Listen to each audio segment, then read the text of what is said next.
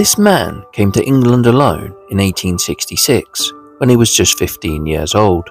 He was born in 1851 in Christchurch, Barbados. He grew up on a sugar plantation with his grandmother. He jumped ship and came to England in 1866. Not much is known about his early life in England, but it is thought he worked as a carpenter. In 1884, he married Elizabeth Mills, and the family moved from place to place. Their eldest daughter, Rosetta, was born in Great Yarmouth. Their next child, Richard, was born in Thetford, and then Samuel was born in Boston, Lincolnshire. The 1891 census shows Richard was working as a peddler.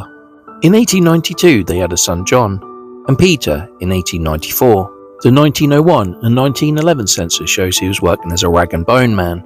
His granddaughter said he was a religious man, and on Sundays would go to the chapel to preach. Then after, he would go and get drunk.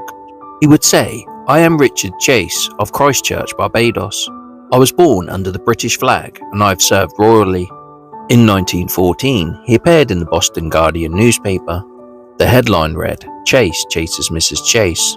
It said, after 35 convictions, Richard Chase of Brady Street, labourer, once more appeared at the Boston Borough Police Court on Tuesday.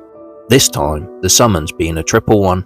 One of these was for being drunk and disorderly, and another one for being drunk at the Falcon pub. The third one was for assaulting his wife, Elizabeth. Regarding the assault of his wife, Chase admitted guilt, but said it was through provocation. He said, "She knew I was a coloured man before she had me." Mrs. Chase said her husband came in around 9:30 p.m. and asked her an indecent question. He kept calling her names, and he kicked her, and she flew out the doors to protect herself. She did not take a chair to him, as he stated. He kicked her in the body and stunned her while she was on the road.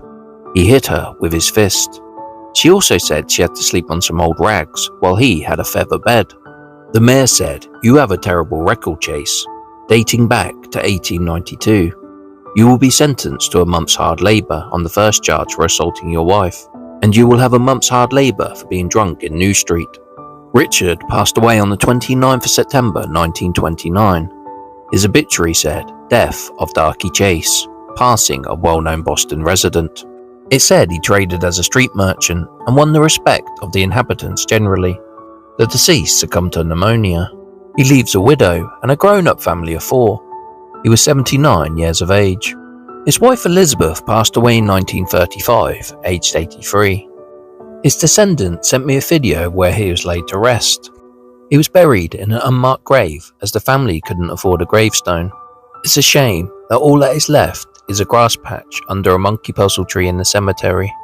So rest in peace.